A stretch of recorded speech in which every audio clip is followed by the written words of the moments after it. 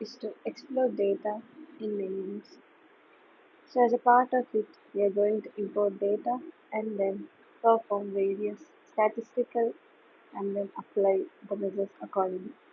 So as a part of it, first we are going to import data as provided the Toyota dataset in CSV format and then displaying the first 5 rows and the last 5 columns of the dataset using head and tail method.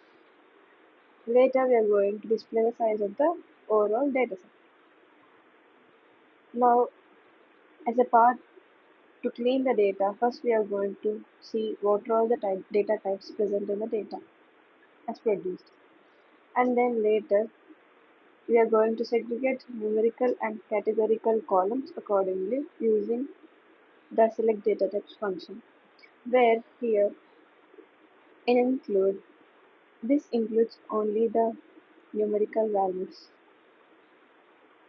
and in categorical columns here as we are excluding np.number, which means we are going to exclude the numerical columns, which gives you the categorical variables.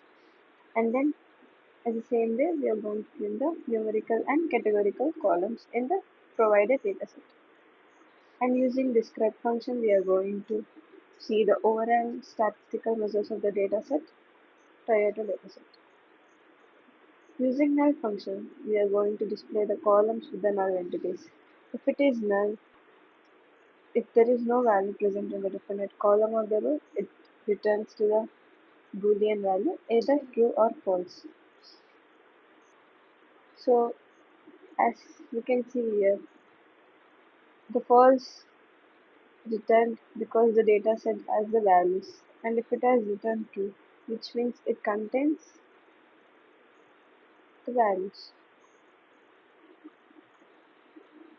Now, in the seventh question, it is given to in a given data set for the column called age, we have to summarize the five using summary using box plot. So after performing the first quarter interquartile region, we are going to represent the following in the box plot. So using this function called summary, and here from the when we are given the variable d of age described, it returns all the statistical results of the dataset which has column age. So after retrieving that using first quartile and third quartile formula, we are going to return the first quartile range, second quartile range, and median. After finding the median, we are going to plot the box plot for the given age file. Here, if we see the provided dataset, which are in the range of this, are not outliers. If a data in the given column of age which goes beyond this range, which is known as outliers. We can see and plot these outliers using box plot using this describe statistics function. And then the next which follows the same, we have to find the interquartile range using Q1 and Q3, which is nothing but median 1, median 3. Median 1 is nothing but in a given data points, median is the middlemost value, and Q, which is called Q2, and left is in the left side the most middle element will be the Q1, and in the right side the most middle element will be the Q3. From that we are going to find the interquartile range. After finding the interquartile range, we are going to find the lower bound and upper bound simultaneously to check for the outliers and the row indices. And for given guarantee period of data column, this will be the outliers,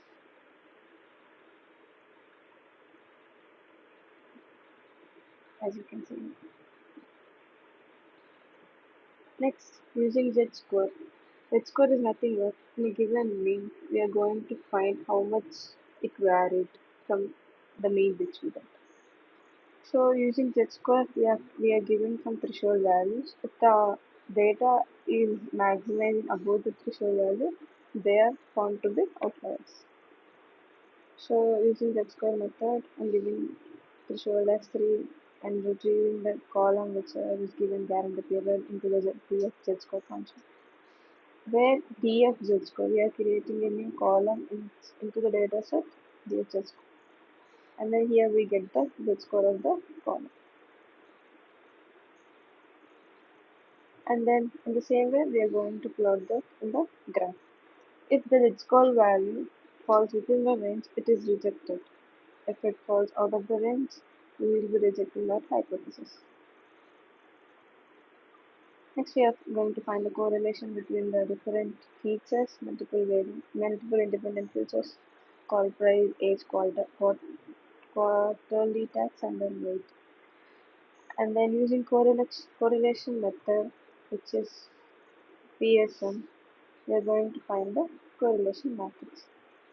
Correlation is nothing but we are going to find a relation between two different independent variables. So it it varies from +1 to -1. So if it is positively correlated, we will get +1. If it is negatively correlated, we will get -1. So using Pearson correlation method, we have found the correlation between the independent variables of price, age, quarterly, tax, and then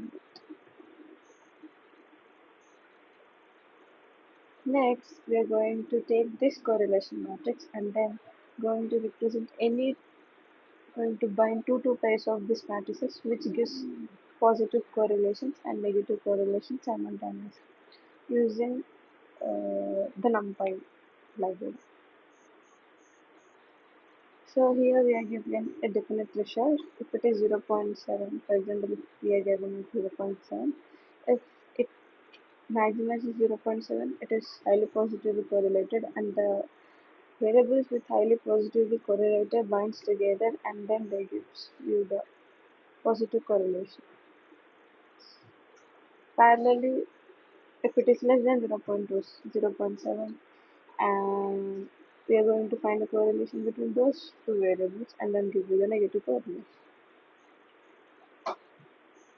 And later here, for the next question, we are going to analyze the skewness of the feature using plot. So here we are taking a threshold value of 0.5.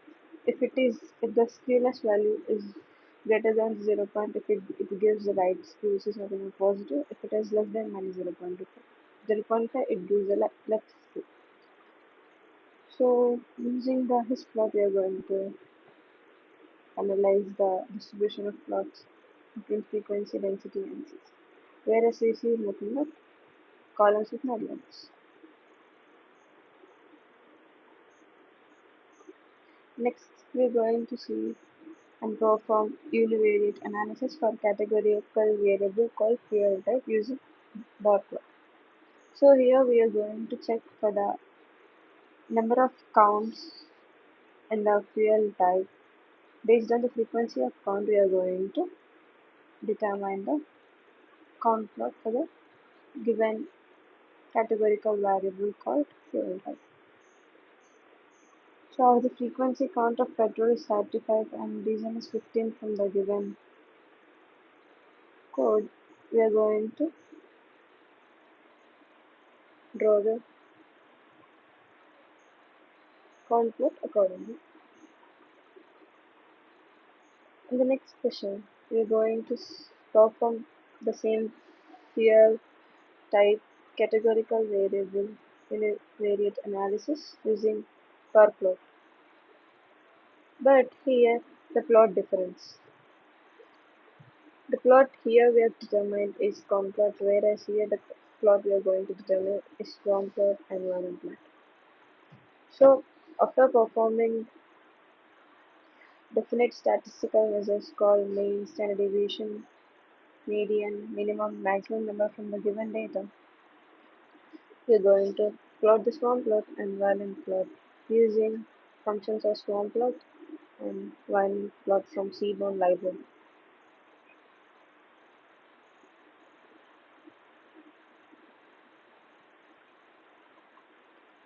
And for the next question, we are going to plot the relationship between two continuous variables of age and price and going to display the variation in scatterplot. Scatterplot helps you to differentiate and analyze the data pointed on the 3D plane.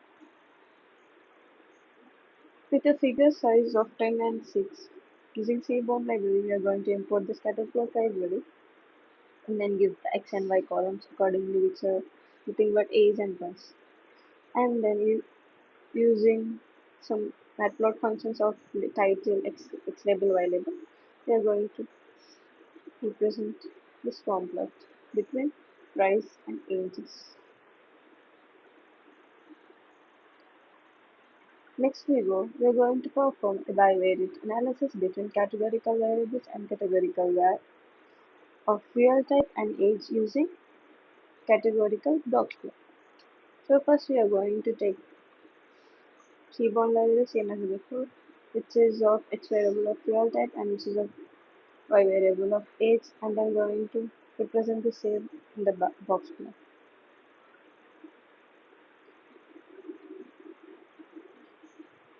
So the next question we are going to represent a bivariate analysis between two categorical variables which are fuel type and gas using a cross table and count plot functions, where using count plot we are going to import the fuel type and gas, and then we will be determining the plot for the differences of count of observations and fuel type, as you can see here. And then at the very last, we are going to perform a multivariate analysis between different input features which are nothing but age, price, kilometers, weight using pair plot with respect to fuel plot. Where here features would be age, price, km and weight, and the variable which is going to influence the whole plot would be fuel type, where we can declare the a variable as Q variable, and then we are going to pass this Q variable into the pair plot which we are going to plot. So if you see here, we are setting the ticks. Pair plot is combined of many various plots in it, which you can see here. So this helps us analyze how different features are dependent on each other or independent on each other, and how with respect to one feature, how other features are determined to be. So using the dataset which we have imported and hue variable, which is nothing but the variable which influences the whole plot, will be the hue variable, which is fuel type. We are going to plot the pair.